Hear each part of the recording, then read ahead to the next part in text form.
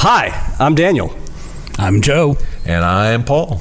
Welcome to the Forks Drum Closet podcast, video podcast, episode 5, The Empire Strikes Back.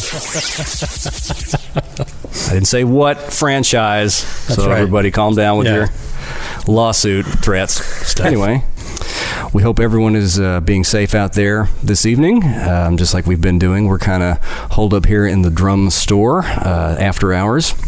You can find us on Facebook, Instagram, Twitter, as well as YouTube, Spotify, Reverb, and forksdrumcloset.com. Please check all those out any chance you get for updates. Got a couple announcements we'll do at the top of the hour here. Of course, like a lot of businesses, we're sort of watching how many people are in here at a time. I mean, our store is full of drums and percussion as it is. With 10 folks, can sometimes feel like a crowd. So we're kind of trying to limit 10 at a time.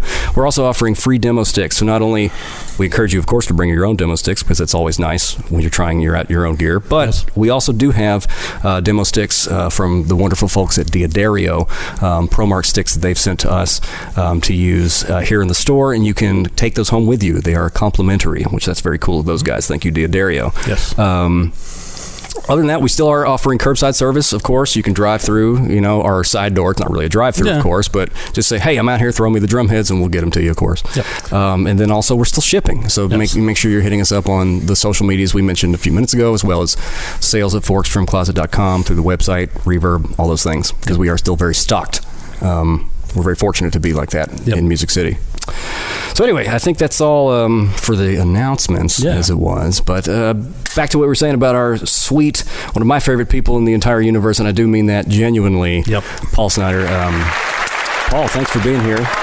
Oh, I thought I was going by old Silverback. Oh, that's true. That's true. Well, it is too bad we can't. I know, we can't see the Paul Bot. The Paul Bot. Paul Bot. 2000? 5700. Paul Bot 5700. Many updates. I know you. I love you for a long time, Danny. You and I had, at least on my end, the privilege of working together for, I think, 7 or 8 years. And that was one of the most fond memories of my life. I learned for real drum stuff that you can't learn out of a book, real world lessons in terms of how to deal with retail, the music business itself. So, man, I know you well, and I know Joe does, but a lot of our new viewers may not know the legend, and I mean that, Paul Snyder. Welcome. Where are you from? What are you doing nowadays, buddy? I am originally from Augusta, Georgia. I moved to Nashville and I was really, really young. Just want to say that up front. But like you are today. 1979. And it was a whole different world back then, obviously. And so I've seen lots of changes to Nashville, lots of changes to the music business, lots of changes to the flavor of drummer that's popular at the time. And fortunate enough to have ended up working with Gary in the early stages of the drum shop, and stayed working with Gary for the longest time as his manager. And is an experience in a time period that I don't think will ever be duplicated. And here we are now. And when that came to an end, I went to work for SIR, which is right up the road here, and got into more of not the retail end of things, but the back line and teching and working festivals and concerts and things of that nature, and dealing with riders and whole festival riders. Correct. During Bonnaroo, it wouldn't be uncommon for us to send 50 drum sets down to Manchester that might get used by twice that many acts, depending on whether they're a headliner or not. But you'd have to get them ready, maintain them, and or change things down there if they got used earlier, and then the next act has to have new heads on them or whatever. All of that, and it starts with basically a list, a writer, which is their wish list for everything they want exactly, company-wise, brand-wise, all that stuff. And then we go, here's what we can do that's closest to that. And eventually, through several emails and such, agreement comes that this is what we're going to go with, Sure. And then that's where we go from our stock that we have, which is huge. on. And so that's been a valuable experience too, because it's a whole nother side of retail that things I thought I might have known until I got there and realized, oh wow, this is a whole nother side of the business that now I've been doing for going on 7 years or so. So, it feels more normal to me now. But, Well, you can, and I would imagine the experience you have in the recording studio, which is extensive. I mean, you and a wonderful guy named Michael St. Leon own the Switchyard studio here in Nashville, and you've got a lot of experience there, so that is probably invaluable to these folks. Right. Technically, Michael owns it, and we built it together years ago for a band project like everybody built a studio for originally, I think. But at the time, there was not a home studio on every block. And it started off just to be 4 walls and a ceiling to rehearse in, and then next thing you know, other people got involved, and it was a full-blown studio, and still operational to this day. The Switchyard is called. And Michael St. Leon, one of my oldest, dearest friends like you, and a great guitar player who also, the degree, plays in the Midnight Riders with Gary.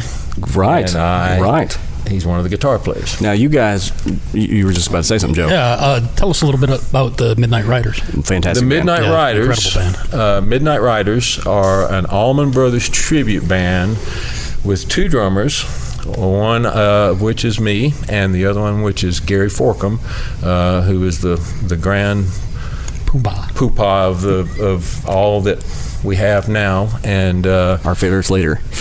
We let's just cut the chase and call him the man. Yeah, the main man. Yeah, he is the man.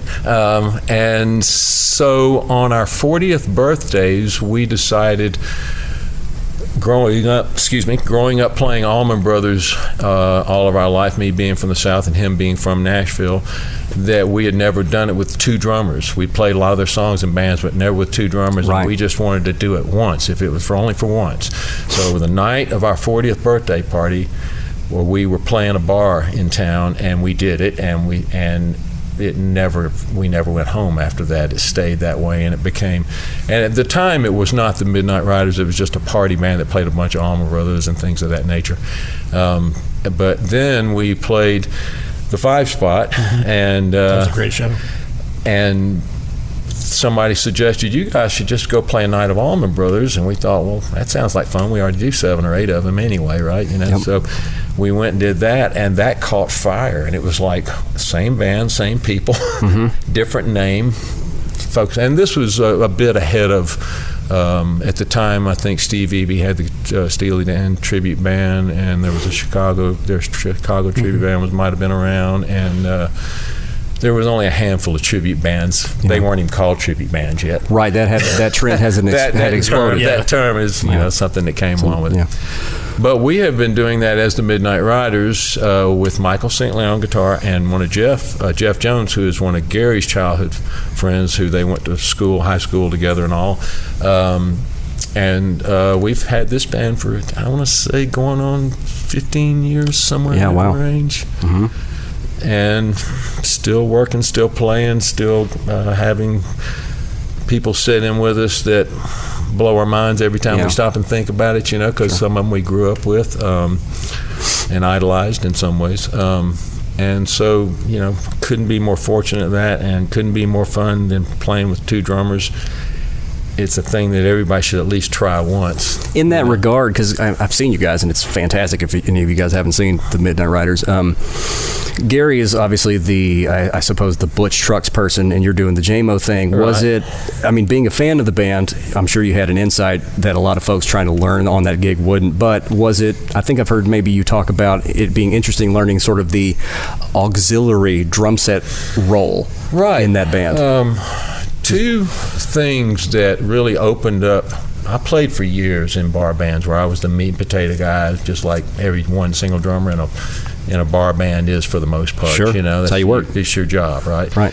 And this was the first opportunity, because Gary was really good at doing that. He has a great pocket and good time, and so it was never even discussed really. It just worked from day one, and I started to find my way around, ways to play around it, which opened me up in a lot of ways as a player that, I didn't expect. And then playing with Steve Eby and the Lawn Players and starting, okay, can you play some tambourine and shaker on this album that we're doing live? And then, next one's, there's hand claps. Next thing, there's congas. And, and now, so cut to the chase years later, I've now fairly versed in playing a lot of percussion instruments. Yeah.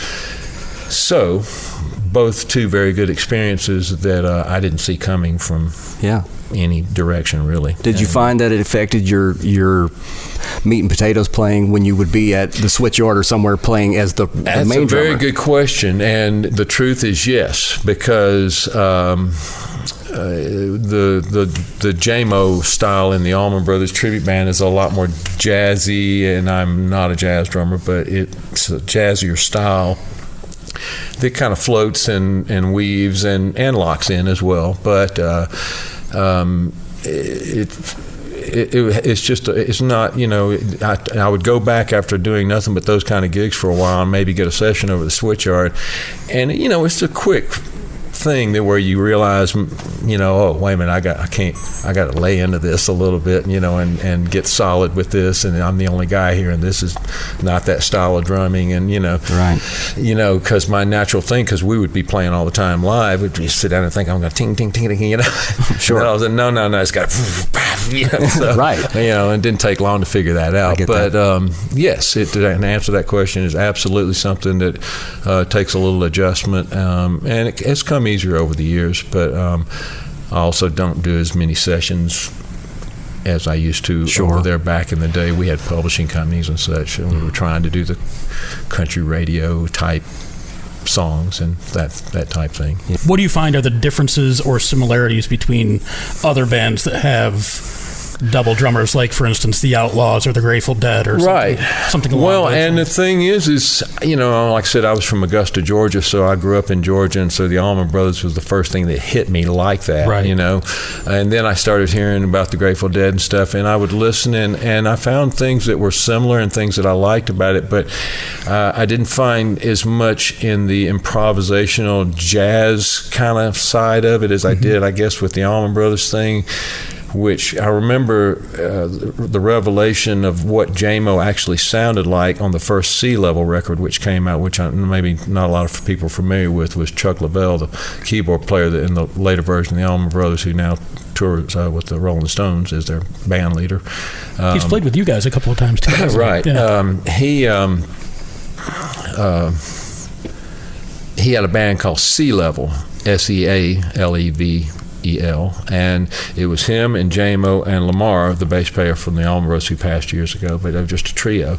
And it was piano jazz kind of with a rock spin on it a little bit, Capricorn Records. But it was the first time where I ever identified J-Mo and his sound, and I could go back and I could pick it off the records and go, oh, that's him over here on the left side, Yeah.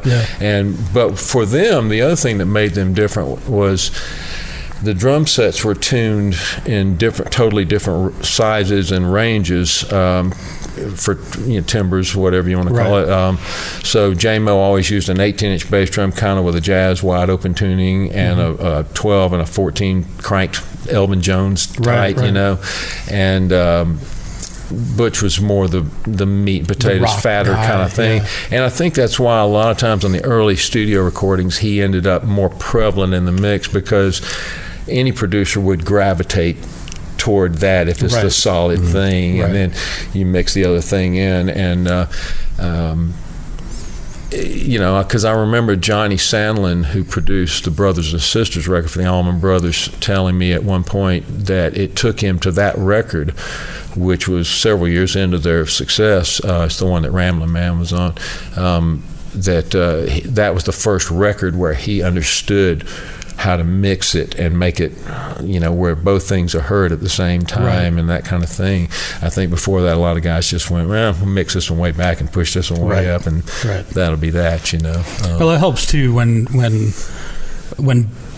each drum set is tuned differently, you can pull it out of the mix better. Accent, yeah. And so between Gary and I, if you were to hit my tom and then hit his tom and then hit my floor tom and hit his floor tom, it would still have a musical tonal thing to it, but my drums by far are tuned a lot tighter in general. And that's another thing that I had to kind of work around and go back and forth in the studio and stuff. Well, wait a minute, that doesn't always work for, unless you're playing jazz or something, it works in that band. But and I think that's a thing a lot of Allman Brothers tribute bands kind of miss out on a small thing, but I'm a drummer, so it's everything. Sure. Absolutely. How does that, being a drummer, and sort of obviously having a really strong, not only talent and feel, but intuition for those things, when you're doing things with our instructor, Steve Eby, with the long players and things, how does that, because I know Steve is pretty meticulous about the drum parts in those bands. Is it the same way with everything? And that is two other, I mean, it's like, I really appreciate and sometimes sit back in wonderment at the opposite ends of the spectrum that I have with those two acts. And I'm not a long player. I'm an adjunct player, but I'm usually there more than not because there's usually percussion on these records that they're doing live. But their thing is 2 rehearsals, 1 with a band.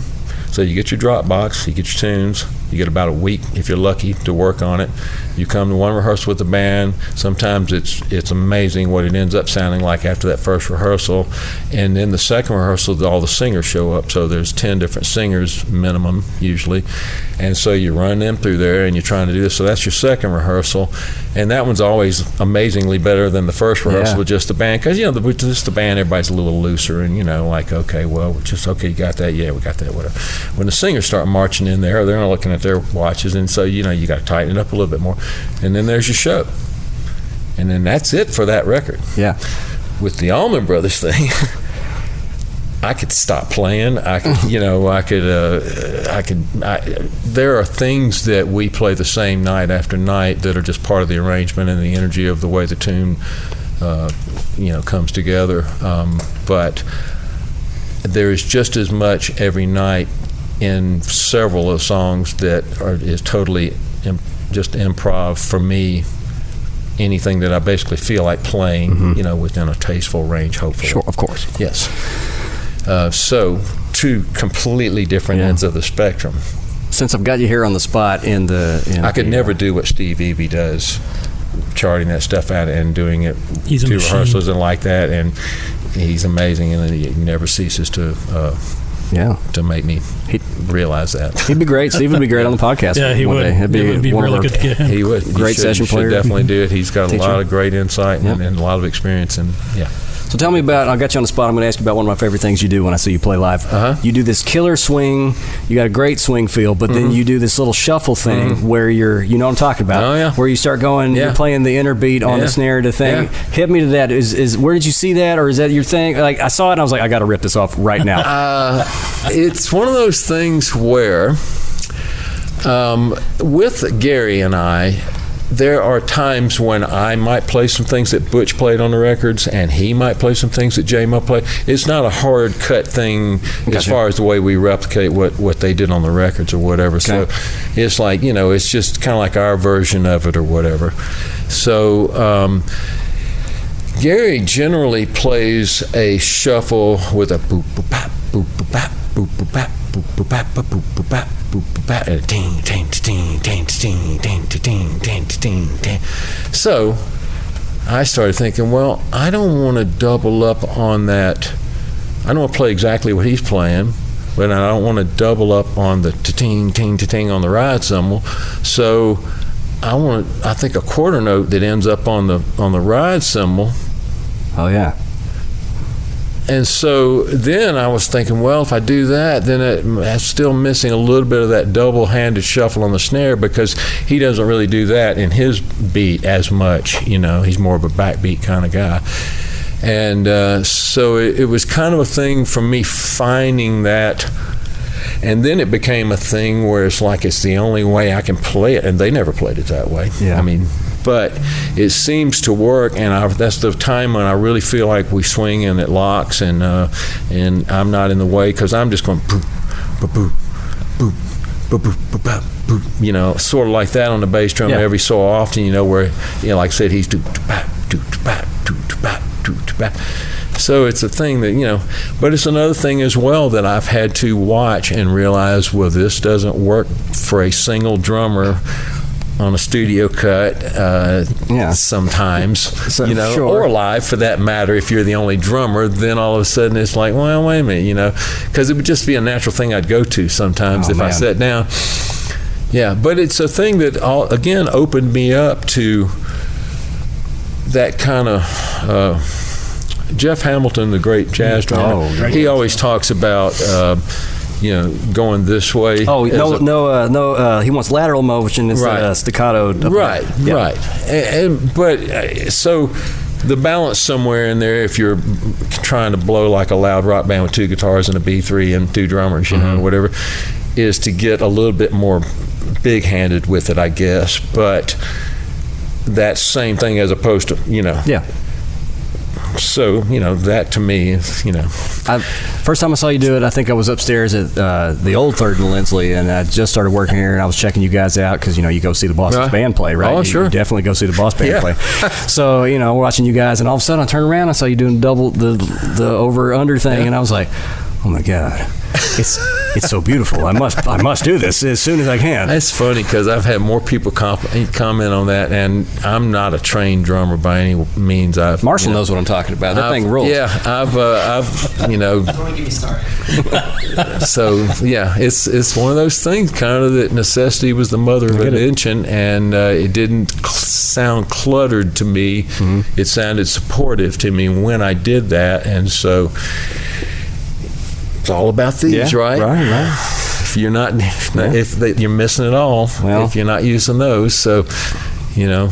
Don't take our word for it. Go get yourself a ticket to see the Midnight Riders as soon as we can all play live music. When do you have any shows booked? Down the road. I don't, not that I'm aware of at this point, but everything's still just starting to kind of open up. Maybe, you know, we were regulars at 3rd and Lindsley here in town, and that's where we played our last gig before everything shut down. Right, about a week or 2 before everything shut down. And we will be, as well as the lawn players, that's where they play also, but I haven't heard that he's not reopening or anything like that, so I can't imagine it was one of the best venues in town. Yeah, so right, it is nice. Especially after generally we will be on a Friday or Saturday night, and I just say maybe keep an eye open for them in their calendar, and hope it'll be sooner than later. How much road travel do you guys do?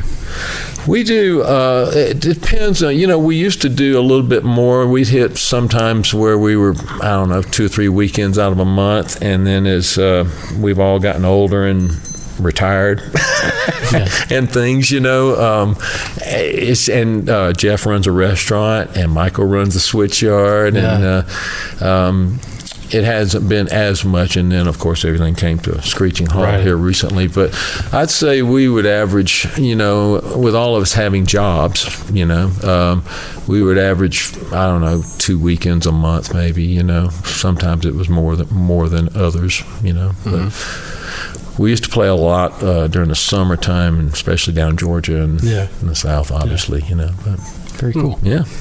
Well, earlier today when Joe and I found out that you were coming onto the show, we were, you know, you're obviously running things. Oh my gosh, we could talk to Paul about anything. You know, what could we say? And well, you have a part 1 and you have a part 2. That's it. Because for me here, it was almost 26 years or something. Yeah, so right. There's a lot.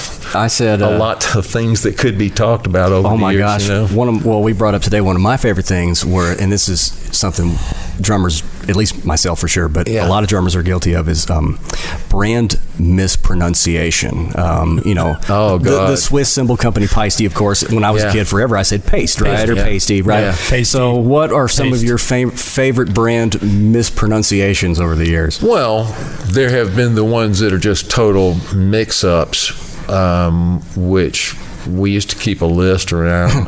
There was Tamaha. Tamaha, sure. There was Gibulator. Okay. A guy called and said, now, and I'm not sure if he called Forks or where, but it got around between the retailers. We used to all call each other and say, hey, I heard one today. It's a small network of people, sure. And so there was, I'm going to get a Gibulator rack with zillions all around. Zillions all around, okay. Right. Now, was this the same guy with one of my favorites was the guy describing the drum set? He had the double pistol holder. Oh, no, that's one that Gary knows better than I do. But and I want to think maybe Jim Pettit, this might have come through. Memphis Drum Shop. Yeah. Hello. And it was, look here, I need to get a clip adapter. The one that goes on the Sky Tom. Not the flow bass. The one that goes on the Sky Tom, and it goes on the flow bass, not the squatty leg Tom. Not the floor squatty leg with the legs on it. Right. Sure. So it rolls off better. Gary can roll it off so much better than I can. But it's the Sky Tom. Sky Tom. I'm looking for a clip adapter. Yep. So it's the old clip mount, where it just slides on there or whatever. And for a Sky Tom, right, the one that goes on the flow bass, not the squatty leg Tom. That's how it goes. I thought he said something about he was a clip adapter, not looking for a double pistol holder. Well, there's a double pistol holder was a whole separate thing. That's a double that tom was holder. Like the Pearl. Kind of looked like two pistols sticking down sure, the drum. sure. There was a double cheater pedal. Double cheater pedal. Oh, that's a double pedal. Because if you're playing two double pedals on one drum, that's cheating. Right. There was the goat pedal. Oh, is that the Ghost? Ghost pedal. Ghost. Right. Yeah, I remember those. There's your drive cymbal. Sure, you are driving the band. Doc, remember Doc? Riley Evans. Riley Evans was a deacon at a church here called the Boyce, Boyce Street Baptist Church. This has been 80 probably. Yeah. Okay. And he would come in and he would go, look, all these boys, they done tore this stuff up again. Oh, drummers in their church. Right. And he would get sent to take care of it or whatever. I see. And so he coined several things. He coined the drive cymbal. Okay. He coined the slash, because he's talking about a splash. Oh, slash cymbal. Slash cymbal, okay. I don't know why they like these small things. They just tear them up. The slash cymbal. And then they had the... You get excited in church. You feel in the spirit. Yeah, right. Yeah. Absolutely. You tear it up. We are in the South, and raise the roof. The spirit gets... That's it. High, right? Oh, Landrig. Oh, Landrig, sure. That... we obviously know a Ludwig thing. Oh. Right. It's kind of like anybody, somebody calls looking for a 14-inch coated aquarium. And Singerton. Singerton. Okay. We'd say, Riley, he said, he called himself Doc. His name was Riley Evans, and I'm pretty sure he's probably not with us anymore. But he would go, it's a Landrig or a Singerton or something. I don't know. He's a good friend to you guys. Well, he was just a regular customer who came in. He was much older than we were at the time, Right. But, it was a whole different time back then when people just got in their car, and if they didn't call you, they drove across town to see you, that's how it was. But we didn't even have, that's back when we didn't even have area codes written on buildings, much less two different area codes now written on buildings. Right. Yeah, you're right. Yeah, it's become a whole other world here. Yeah, somebody said, you can't obviously take a census of this, but somebody said 30,000 drummers live in Nashville now, I think I heard, which is... I wouldn't be surprised, and I know that there's all kinds of different ways to shop now.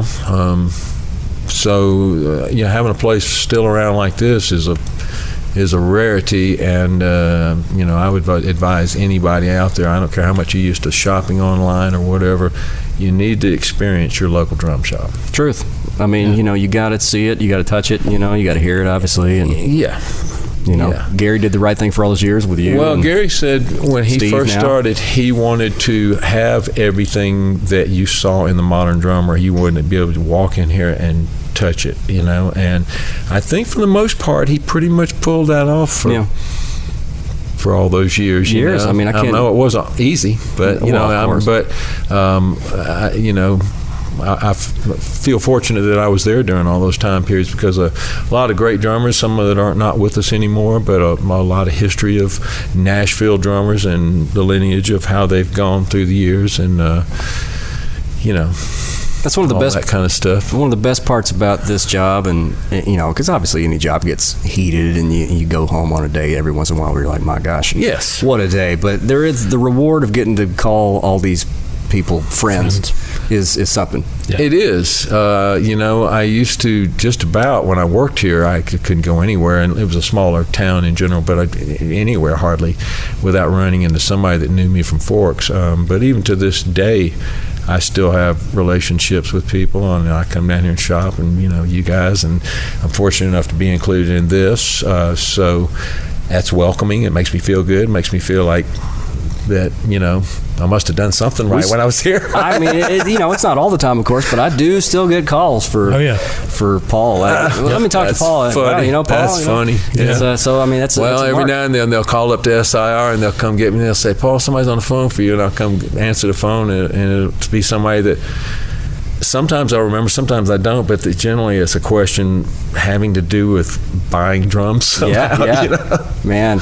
I'm not gonna. I'll make this quick, not try to embarrass you. But no, you're fine. Once again, since I've got you on the hot seat, I'll tell one of my personal favorite Paul Snyder stories. And this is, way before I worked here. I would have been, I think I was 12 years old, and I had just really gotten into drums in sort of a this looks like something I would like to do sort of phase. And so my father took me down to not the first Forks drum closet, but the one where you guys split Corner Music, right next door to where we ended up on 12th Avenue. So I walk in the store, and man. I mean, you talk about you guys keeping a mini NAMM show or a mini Mother Drummer thing. It was, 12-year-old boy walks into this place. It was like, oh my gosh, and I'd never seen anything like it, of course, other than your big box stores. And so I walked in. Which weren't very many of those then. There weren't. You had your maybe Thoroughbred and a few others that aren't here anymore. Yeah.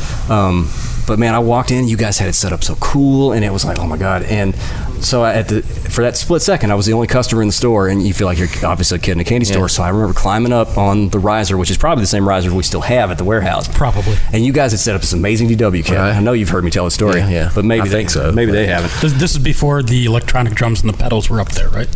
Well, no, this is at the old shop. This is where Pro Audio went in the Corner Music corner, which is also the first time I ever shopped, and we'll get to that after that. Okay. Was it in that store? Yeah.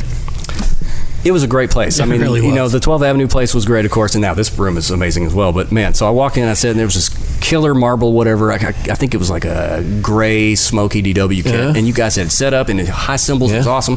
So I sit down, as a little kid, you go, and like I got like 2 bars into Smells Like Teen Spirit, and the responsible manager that he is, Paul Snyder's like, kid, that's a $7,000 drum set. You can't just destroy it like I was, right? And so I remember being so scared. I was like, oh my God, I don't have the money to pay for this and all this. And by no means did you make me feel uncomfortable or weird or anything. But I was like, this is a grown man who is not only questioning like my ability to pay for this instrument, but like, so now I'm like, oh my God. So but also your ability to play that instrument. I knew, you can't play anything. So I sat there, oh my God. So then I never forgot. I was like, man. So as I grew up through the years shopping here with Paul, I was like, man, I got to make this dude think that I know what I'm talking about, no matter what they check, because this dude is serious. This is for real. Well, so getting to work with you for all those years, like, I mean, I am giving you a little bit of hero, whatever. But it was a trip, and it was awesome. And here we are. For one thing, in that room in the original shop, it was tiny, kind of 20 feet between walls, if that, right? So anything would have been loud. And there are many, including Mark Beckett, who's now plays on the Opry and Country Records. We love you, Mark. Love Mark Beckett. Who probably I scared the crap out of when he was young as well. You came down. I didn't intend to. No, not at all. Well, I mean, you're in peak physical condition now. I don't know about that. No, so back then, I mean, it was very scary. You know what I mean? I was like, well, oh my gosh.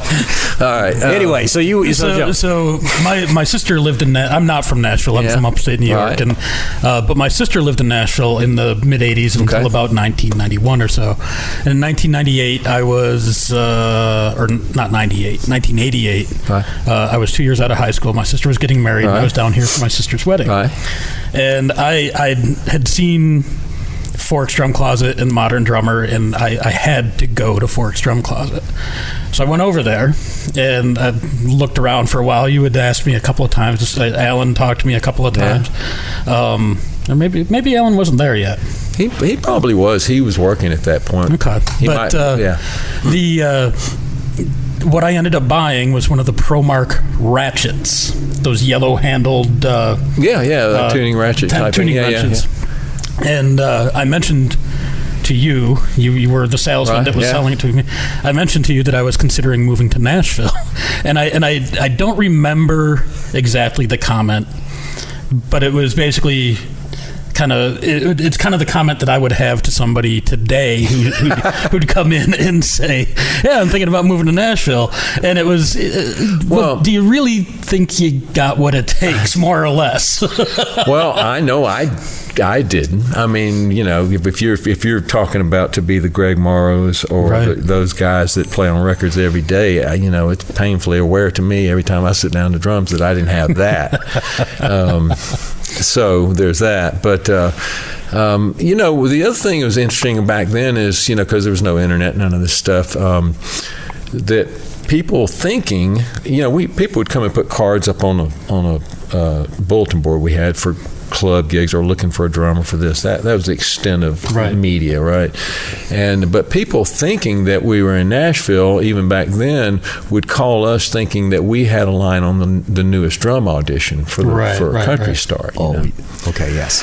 And so one in particular that sticks out in my mind was a guy who called and he said, I started explaining to him. I said, generally what happens is, you come down here and you might pick up a showcase or something, and, I can play everything. I can play anything. I said, that may be true, but what has to happen is they'll give you a CD or their record or whatever, and they'll, especially for a showcase, they're going to want it just like whoever they paid that good money to record that recording with, to do that. That's what they like. That's what they're banking their career on for right now. So they're going to expect you to play it like that. Right. And you'll do a showcase and maybe you'll lead some other work and that kind of thing like that. He goes, I don't do that. And I was like, excuse me? Because I got my own roles. Oh. Okay. So, and he must have said it 3 or 4 other times that he had his own roles. Your own roles, man. He knows them. He knows them all. I was like,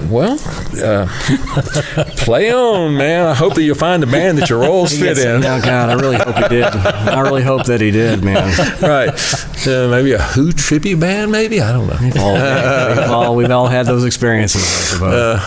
Man. But yeah, so, those kind of calls were coming in all the time and everything. So, and it was a very professional, it was a warm welcome place in the early days, but the Music Row was just a few blocks away. And so constantly guys were coming in there and sitting there between their sessions or whatnot. And, so there was a serious attitude about the professional clientele as well as whatever else came along, kids, lessons, new drum sets for kids, whatever it was. You guys were covering all bases. But our real focus at that point in time, Larry London was still living, croony. Oh, yeah. Hot player. We still see him every once in a while. Yeah, we were focused on trying to get in those circles of people and, make sure that they had what they needed for their session, Well, there wasn't that why, because I don't obviously know the original opening time, but I feel like, didn't you guys open up a little earlier because people would have 10 o'clock sessions? We changed, correct. Nashville ran 10, 2, and 6 sessions, times is what they'd start at. And so you had to be there at 9:30 or a little bit before to get your drum sounds or whatever as a drummer. So if we didn't open until 10 o'clock on the nose, that didn't do them any good, right? Right. So we eventually changed it to 9:30 because there was maybe a phone call or an incident or something where somebody needed something for a session and we weren't there, and the next week we were. You're there. Well, the necessity was definitely a thing that would change. Even when I worked there, one thing wouldn't work, and you better knew the next week it was going to be different if it wasn't working. Because it was learning on the fly, kind of. Yeah, it's like the New Frontier is going to be after all this stuff moves on. I can't tell you how many times I put drum heads out by the dumpster for Trey Gray because he couldn't get by there in time at the end of the day, you know. I've done that too. And I would just he'd say, I don't care, I'll pay for them, I don't care if I gotta have them, and nothing ever happened. They were always there and the people always got them in.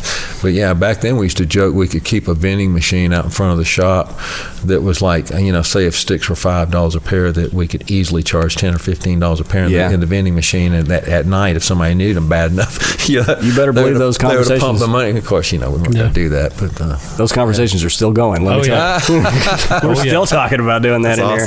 That's awesome. When you talk about the session thing, that's kind of, this isn't a real big point, but anybody that comes into the store now will see that the thrones are still set up in the front, and that's kind of the thing. Yeah. We're still trying to extend that warm welcome that you and Gary and everybody extended to us growing up. Yeah, I think it is. I feel that way when I come in here, and it's changed. The building's changed, but other than that, that's all I can see that's different. And you guys have great stock. You're always polite. There's always good answers on the other end of the phone whenever I call. And I let you borrow tools. You let me borrow tools. There you go. That sometimes I don't return for a month. Well, hey, we have tools now that he can borrow. Yes, that was true. Yeah. Joe Dorn in the shop, everybody. I'll be borrowing those tools. No, we're very fortunate to not only have the example that you and Gary set for all those years, but also to continue with our new owner, Steve Maxwell. And we appreciate him sort of just kind of letting us do Gary's thing and our thing, because we've all been here a long time and know what. Hopefully we know our friends that come in here, and we can still keep that going like we are now. You got off from telling your story about your first time, and we were saying that Clay Fuqua, everybody, will be a guest very soon on the podcast. In the early days, who has gone on to be a monster in his own right in all aspects of drumming and drum teching and being just a superhero. Mm-hmm. He started coming in the store. He was from Paducah, Kentucky, and his mom figured out, I drop him off at the drum shop, and I go do whatever it is I came to Nashville to do. And so Clay, at the ripe old age of about, I think he was maybe 15 at the time. He wasn't old enough to drive. Yeah. So he would start showing up, and he was, I'm going to embarrass him here, but at the time, he was dead into anything that had Campbell's soup on it. So he had a Campbell's soup hat and Campbell's soup shirts and whatever it was. It was kind of like his little thing, But he was another one that started like you, came in as a customer to begin with, and eventually ended up working here, and eventually now he's drum tech for Sheryl Crow, he's no shoddy job there. He was really excited to hear that. I told him today, he was like, man, I'm so sorry I can't be there. I was like, it's okay. We got Paulie coming on, and he was like, oh man, he's like, I'm excited to see my dad on there tonight. He's very stoked to watch this episode with you. Well, a fun time would be to have he and I and maybe Gary or whoever if we could get enough of us back here to fit around all these microphones, we could make that a late night show that could go on for hours probably. Oh God, especially if you got Trey Gray in here, man. Oh God, he'd bring the tequila and it'd be like, it's 3 a.m, boys. We're out. I'm telling you, just do a live stream and just stream it late night. We don't have enough hard drive space. You just stumbled on a new idea. We'll take it to the streets of Nashville after we leave here. Okay, the party bus, the Forks party table, whatever you want to call it. Yeah, I think it's awesome. Does anything stand out in your mind that you just have to share with our dedicated listeners in terms of like, oh my gosh, Paul Snyder is on the episode. I sure do hope that he says this or talks about that. Does anything jump out at you that you may want to remember from the past or even the future? Like, what's coming up with you right now? For me, it's just trying to figure out what the future brings after, as with everybody right now. And I have a positive feeling about it. It may be slow getting there, but I think nothing but good's going to eventually come out of bad times. So let's just hope that that's true. Yeah.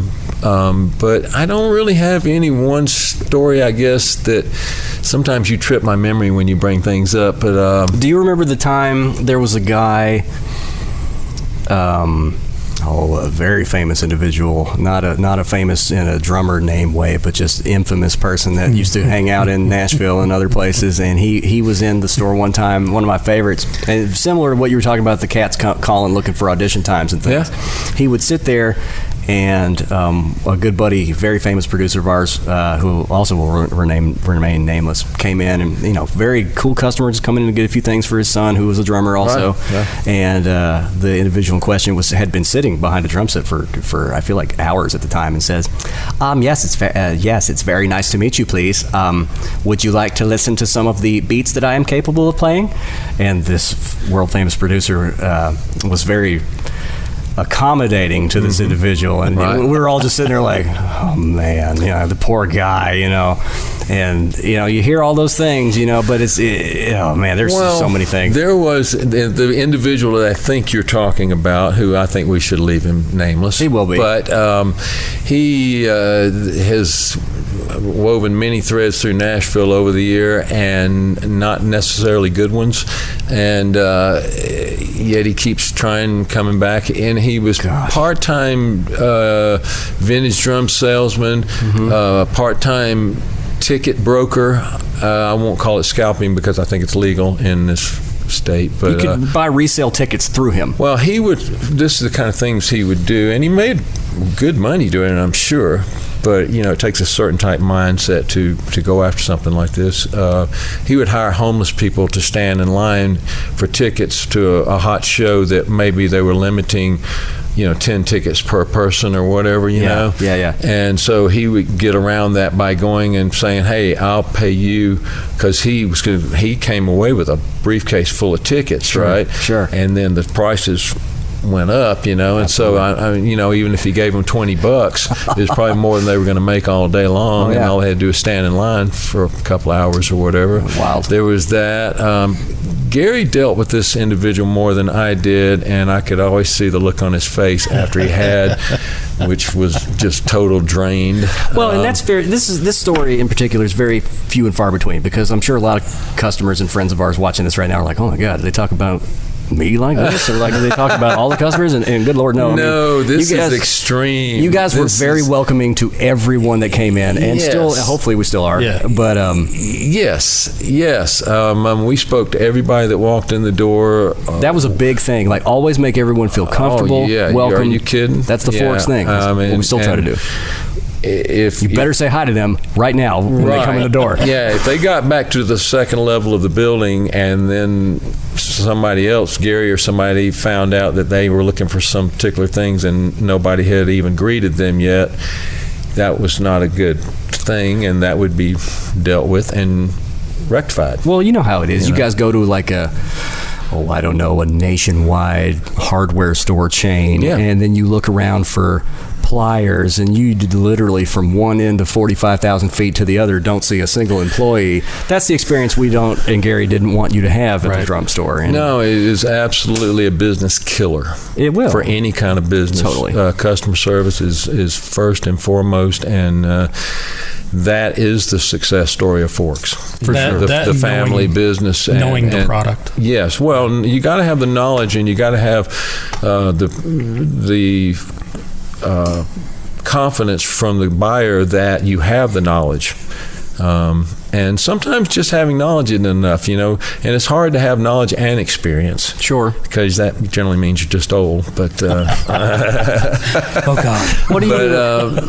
But for that time period, we had a lot of all of that, and that was the time that opened this business up to allow it to be what it's become today. So, but without sucking up, it all goes back to the Forkums and the warm family vibe that they presented in general. And I think it's a testament to why they had so many people work there for so long. Good way to say that. Yeah. I would say that, because you were with Forks for 20. I think it was close to 26 years, somewhere like that. I think I started in '85, and then a few years ago. But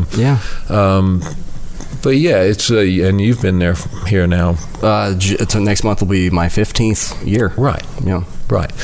So you don't generally stay working somewhere for people that sure you don't like them or the way they treat people or whatever it is, or if it's just for money. There's lots of ways to just go make money, Oh yeah. So now this is about more than that. I mean, not that of course you got to pay it was started by a Gary who had a love for drums. He still does.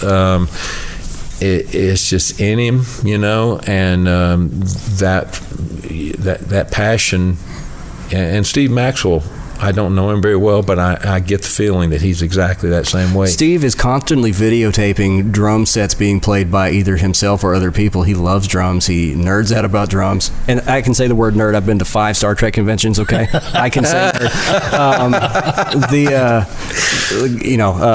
Absolutely, I agree with you. He is a drum fan. He's excited about it. Same story. Yeah, I've watched his videos, and I've met him in here a handful of times, and I know he wants to carry on in the same light that Gary and Melissa ran it for years, and it seems that he is doing that. And well, and you too, because I mean, you were a big part of that for all of us for a long time. Well, yeah, I was, but at the end of the day, who's the one guy that the name on the sign out front, right? Well, that's true.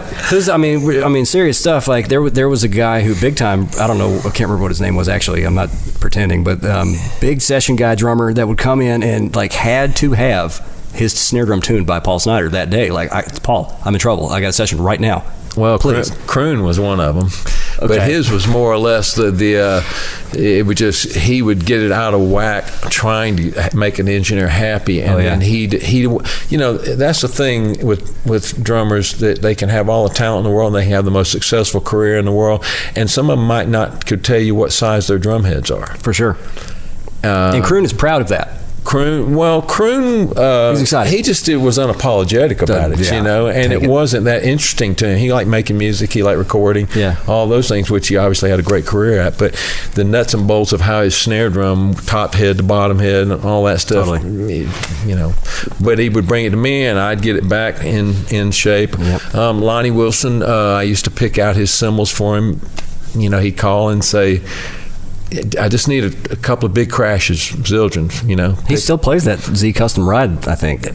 Possibly, I don't know. But and then you got other guys, like Shannon Forrest, who came in here when he was like, 16, 17 years old, and he was just doing sessions at his dad's studio. Yeah. But he was like us. He's total drum geek, huge Jeff Porcaro fan, total drum geek, and just loved drums and being. Same with Mark Beckett. Shannon's out with Boss Gags. Was he? Or he was? He was out. He's been out with Toto now. Right. I think he's been touring with them for a number of years now. But he played on everybody's records here for a number of years, like Kroon and everybody else. But that's the thing. You sit back and you see, okay, I've been here since 1979, and I've witnessed all these different levels of these guys who came up and had success and came up and had success and all that. So sometimes when I'm reading things on social media, sometimes I don't get involved, because I think some of it gets a little mean-spirited in the moment, Oh, sure. And my overall thing is, when I sit back and think, well, everybody has a ride. Oh. And it's going to end at some point, and so you just better be a good guy, a nice guy, and go in there like a plumber and do your job the way you're supposed to do it, where you get called back. It is. And that's a Greg Morrow thing. He used to say, I said, I look at it like I'm a plumber. I want to go in, I want to do the job right, I want to be polite, I want to do it clean, and I want to get paid, and I want them to call me back.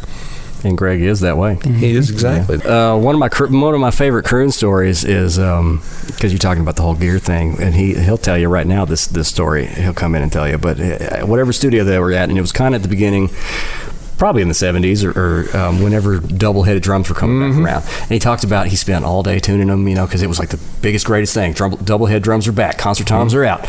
And he gets them all going or whatever. And I think it was Larry London that put a bunch of stuff in the air holes. Oh, yeah. So he would go in to do the track, and he'd hit the toms, and because there was crap inside his drum. There used to be a lot of studio silliness that went on between guys who would say, get done with a certain time period, if it was the 10 o'clock session and the 2 o'clock guy was coming in, and maybe it wasn't the same room, maybe his drums were over here in this other room, but he knew the cards guys hadn't come to get it yet. So, or if they'd set up the guy who's getting ready to be next, the guy who just got finished would go in there and go, oh, let's see what he's got going on. So I've heard stories of them turning tom-toms upside down, so that the tighter head is all of a sudden on the top, and it takes you a minute when you sit down at first because nothing else seems different, and all of a sudden like ping, ping, boom, boom, boom, and you're sitting going, and then you realize, or easier things like where they just turn all the cymbals upside down on the stand. So you just got to go through and turn them, But I've heard all kinds of little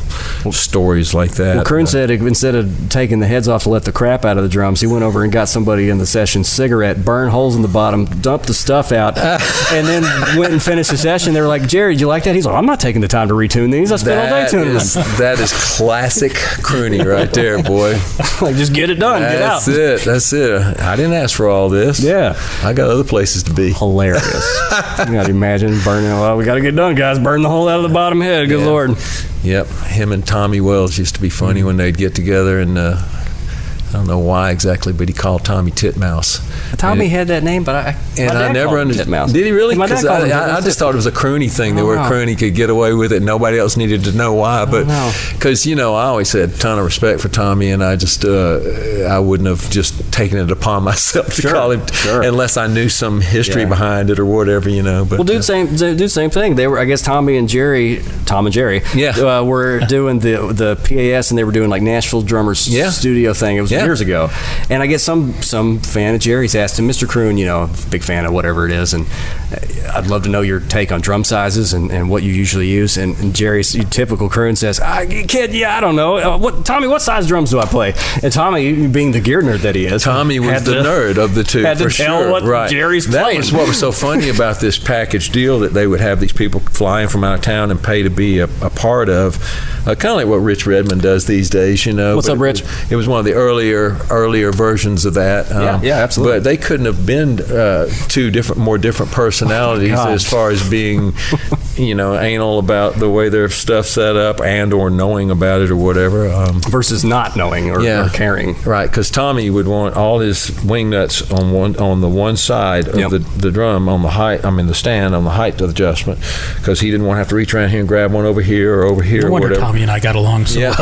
Well, a lot of things I ended up doing myself, and I realized, well, that does kind of make sense, I say, well, if I'm reaching over here, I'm generally reaching with my left hand, so okay, Oh, dude, Tommy would come in when I first started working there, and I still had my first drum kit, and I was trying to figure out, because all you dudes had amazing Gretsch USA drum kits and other things, and I was like, oh my God, I got to have a real drum set. I can't work here. All these awesome guys have these killer kits, and I'm like piddly little whatever it is. So Tommy would come in and he'd see me trying stuff, and he'd be like, what you doing there, boy? You thinking about getting those? And I'll be like, he's like, you better be sure. And so then you're immediately like, well, I don't know if I want him now. Like, what do you mean? So he was very subconsciously influential in where I ended up. Right. Yeah, he didn't sugarcoat everything, but you could take everything he said to be the truth about the music business and how to go about being a player in town, 100%. a real on the card guy, playing, getting paid by the union, all that kind of thing. Everything was on the straight and narrow with Tommy. So, until you started talking hockey. Oh man. Well, and it's funny because I totally missed that boat with Tommy, because I admit, being from the South, I just wasn't interested to begin with, and he's from Detroit area and a long time hockey guy, and for years before we even had the Predators or anything here, and he would say, "Oh, I can explain it to you," and he'd start telling us, and my eyes would glaze over, and as the Predators got bigger and more successful and stuff, and got into playoffs and things like that, I started watching them, and then it became, the game slowed down for me, and it became a thing where I started to understand the rules and how it all, and it became a thing. Okay, this is strategy. I see what's going on, the way they're skating around here. First, when you watch hockey, it's just like, that's for me. I can't even. So I'm sad that I missed being able to have real hockey discussions with Tommy before he left us, because I wasn't sensible enough to get into it till after that. Gary would laugh every time Tommy and I would be sitting out on the thrones in the front of the shop. And, most guys would be sitting there talking about sessions or talking about gear. Right. There's me and Tommy sitting there talking about hockey. Right. Yeah. We'd talk for hours. Well, and don't even get him started on football versus hockey, boy. So dude, he's probably right about that too, but nevertheless. When Gary and Melissa sold the business, we had to sort of, this isn't the right word, but we were trying to harvest everything they had left over, any sales reports or anything. So we found this big folder on Melissa's computer full of all these, it just said old shop. And it was tons of pictures of the old store in the front with Trey Gray, Tommy Wells, everybody just standing around. Ron Ganaway was in there. Yeah. And you're like, man, that's just what this place is all about, man. All these cats just feeling like it's home. Because it really is for me and everyone else. Yeah. Well, it is for me. It's part of my life and will always be a part of my life as long as I'm here. And that's a great thing. That's what it's all about. Yeah. Man, Paul, thank you for being here with us. Yeah, it's been a blast, man. I know it was a little last minute, but man, you came through in a big way. Thank you for being here. Well, I'm honored to be here, honored to still be involved with Forks Drum Closet, whether it's just as a customer now or whatever. Well, you've helped us out a few times. You still help I have from time to time. Filled in, and I'm always happy to do that. And we may have you answering phones next week. Well. Oh yeah. When did you move from Larry's building to across the street? Larry's building to the last location, 96. 96. Mm-hmm. And was there another location in between that time? The way it went was Larry had over in Berry Hill had Corner Music. Right. Around the corner of Iris and Bransford, I think it was. It's a dental shop, dental place or something now. And he had a handful of drum things, and other than that, you went to Madison, to Winkler's, or you went downtown to DOG, which Debbie was nice and everything, but they were a little bit kind of snootified, dealt strictly with session guys, and that was one of the reasons why Gary knew, well, you don't have to treat those guys. You don't have to be just like that. You can have some of that and some of the other things as far as customer base goes. And so they lost their lease down on 19th is where they were, down there by Nicholson's Hi-Fi's, where the original DOG was, And so then they moved out there, and when I moved in with Gary, I started working for Gary, he was already over there on 12th Avenue, just barely. Yeah. Just as a matter of fact, I helped. When I first moved there, the place that became Forks Drum Closet that you first came to was a drugstore.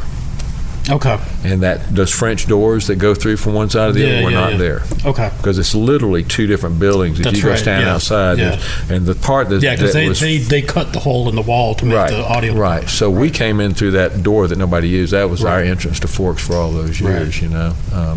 So now I remember so if that was 85, that had to be close. But like I said, we originally weren't in that part. We originally, when I first worked for Gary, and I think I was part-time to begin with, you walked in Corner Music just like you did at the old place, right? And they had that road case thing that everybody stood behind. And there was a partition that went down, straight down behind, like pegboard. That didn't go all the way to the ceiling or anything. Yeah. And one half was Forks Drum Closet, and one half was Corner Music. And we all shared the front counter and the phones and all that stuff, right? Yeah. Wow. And it wasn't long after that before they got the idea to move him over there. And let me ask, was Dan working at the corner at that point? Was he there? Dan. Blonde hair. He had silver. He had silver kind of long hair, kind of goatee mustache. He's been there forever. Ray. No, not Ray. Dan sat down. Like, you go in corner, he was sitting there. He's always grumpy.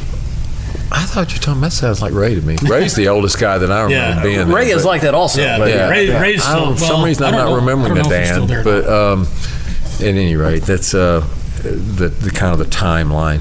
So I went in one day to Corner Music because they had these particular drumsticks that I would buy from Larry for like $3 a pair, so I wouldn't have to drive to wherever. They were huge. They're like 3S marching sticks. And I was playing this funk band, right? And so I'd buy them, and just trying to save money or whatever, not drive to Madison. I go in there one day, and I look over in that room that had a few sticks and a few heads, and there's nothing in there. And I was like, what the hell happened? So and so Ray, I think it was, he just kind of surly points down the hallway, and I was walking down the hall, and there's that little shingle hanging outside the closet that said Forks Drum Closet. And I go in there, and Gary's standing behind one of those glass counters, which may be still one of these. These are up there, yeah. Right. Whichever one was the only one he had at the time. He had a cymbal stand with a used cymbal on it, and just a handful of crap. Oh yeah. Yeah. And that was the first time I ever met Gary. And then, come to think of it, Ernie must have been a partner or becoming a partner when he moved across the street to the house, because he used to call me before I actually started working for him. He used to call me every so often and ask me if I could come watch the shop for him while they went down to Sevier Park and played tennis. And I would go by there, and I would sit there for hours, and the phone wouldn't ring, nobody would come in, But I didn't start working for him until, strangely enough, the year I got married. Is that right? Yeah, isn't that interesting? Funny how that works out, isn't it? He sat me down the year I got married. He sat me down in the office. He's like, "Hey," he's like, "We work on this attitude." He's like, "You bought a house this year?" He's like, "You're getting married this year? We need to straighten you out." I was like, "Yes, sir." I was like 25, or whatever it was. He did? Yeah. He was a little bit of a dad talk with me. He was like, "I don't want to lose you." He's like, "I know you need this job." I love how Gary is like. I was like, "Yes, sir." The dad or the big brother to all of us. Well, it's interesting that because he's been like that to me, and technically, I'm like we're born 2 weeks apart. Oh wow! And I'm 2 weeks older. Oh wow! I'm December 6th. He's the 16th. So and we're almost two peas in a pod about so many things, But he has always kind of been that way for me as well. One of the things I remember, when you first came to work there. And I said, set this drum set up, and we sold one, so we had to set another one up. And it was over there kind of where you go into the air conditioning room or whatever, Okay. And, I think I remember this. You're setting it up, and all of a sudden, I'm like, what the fuck? I go, I'm up front of the counter. I go, walk around, look in there. And you're like, you gotta put your stick in your hand, you turn it. 10-inch tom-tom, right? And I was like, Danny, whoa, dude. I said, we got to sell those.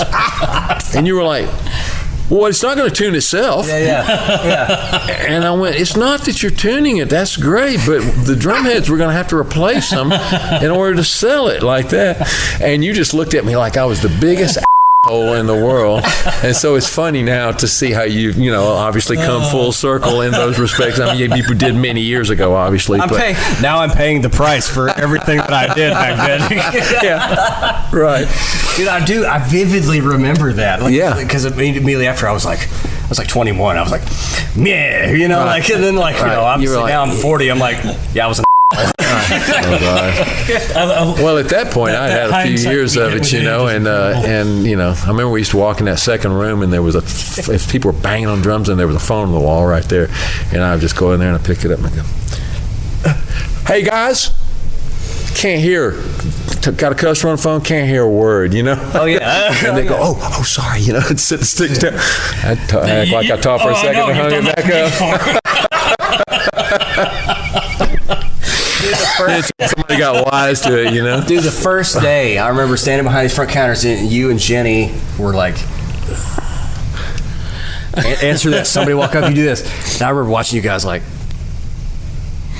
I'll never be able to do this, ever. You were like, tickets are here, sticks are there, heads are here, this is that, run up here, get that. I was like, I'm never going to remember all this. Like, this is the hardest job ever. You were working at a storage facility or something. I remember you came in with a little... Yep. Gary called me and said, hey, can you come over and do an interview right now? And I was at work, and I was like, closed. Yes. I was like, I'll be right there. That's awesome. Are you going to quit? Yeah, I don't care. Yes, I'm going to quit. Okay. Where are we at? I was so excited to be working with you guys. And I'm still excited to be your friend right now. It might be the beer talking. It's 9%. It was an exciting time back then, for everybody, and we were on the verge of something that we didn't know what it was going to turn into. I mean, this was the time when Pearl and Yamaha recording studios, and we didn't have Yamaha either. We had Tama and Gretsch were the two main. So you can imagine the sales we had to try to do that, and then until Gary started figuring out ways to get them in there sideways. Sure, right. But you speak about you saw Ian Wallace's recording custom, didn't you? Oh wow! Look at those. Whose are those? Ian Wallace. His wife is selling them. Oh, He died like 8 years ago or something. Okay, wow, because he's had those for a long time. Yeah. He had the snare 10, 12, 16 with the wood hoops, and then that Steve Gaddish kind of thing on the other side. Yeah, I had a set that I actually left over at the studio for a while, and at the end of the day, I just ended up, mainly tom-tom wise, ended up liking the Gretches. Of course. Overall, more, but we got these 2 Gretsch sets in. One ended up with Steve Klink and one ended up with me. Mine was cherry, his was natural. Both of them were 10, 12, 14, 16 hanging drums, 22, right? And it's the set that still lives over at the studio. And I had Tama Art Stars, Yamahas. As long as I'd worked for Gary at that point, I had, access to drums. So I'd gone through the gamut. When we built the studio, I started taking them over there. I bought, Noble and Coolies, all this stuff, thinking, ended up using 2 snare drums when it was all said and done. Yeah. But the day that I took those red rosewood Gretches over there, Those ones you still use, yes, yeah. And Michael went, "What drums are those?" from the control room. Yeah. And I was like, because I had been thinking that when I'd hear somebody play them in the shop for a while at that point, but I didn't really understand drums quite like I do now, I guess, But That's that kit. That what is that? The Exotic gum. the exotic gum Exotic kit. gum. That kit sounds amazing. which one is that? In between the pearl, the blue pearl, and the custom. yeah. The exotic gum. It's a Gretsch, though. Yeah. An incredible kit. Well, Paul Cooper does great work down there. So, all right, everybody, that's it for today. I want to thank Paul Snyder and, of course, Daniel Duchette. Thank you, Joe, for being here and having some fun, talking old times and old friends, and giving some stories about drums and Forks Drum Shop and Nashville and music industry in general. This is our podcast. As always, tag us in your licks, pics, and videos. We're here to talk about everything, drums or not. And send us your questions to podcast@forksdrumcloset.com. One of us will get it, probably James or Marshall, and your questions will show up on a future podcast. We appreciate each and every one listening in and watching. This is a new venture for us, and we couldn't be happier getting to talk drums with all of you. Give us a follow, like, subscribe to our YouTube, Facebook. What other formats are we on? Instagram? Instagram, Twitter. Do we have a TikTok? I don't think we have TikTok yet. I think the kids are it's TikTok. a metronome, Joe. What is a TikTok? Yeah. And you can do old-fashioned retail too. Just walk in the front door. Front door, right there. There's our front door. Come on in. Please come see us. Yes. And we do have one of a few very unique hand sanitizer dispensers in the country. So I would think that the hi-hat stand dispenser is something that is.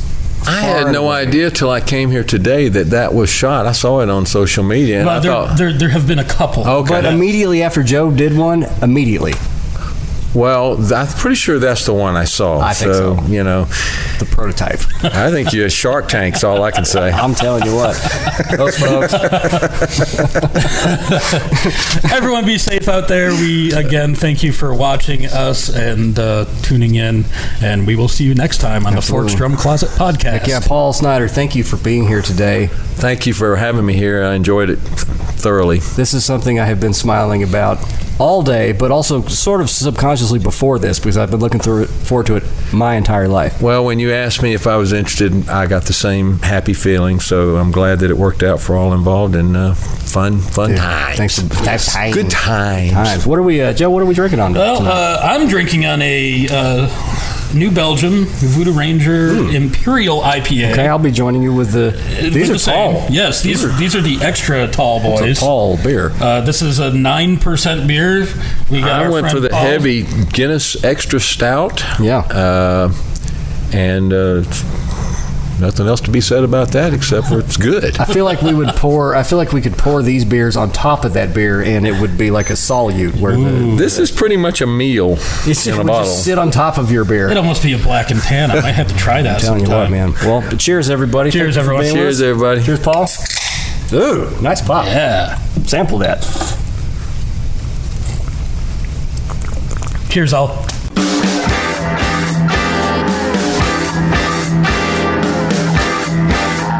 Beautiful, guys. That was fun.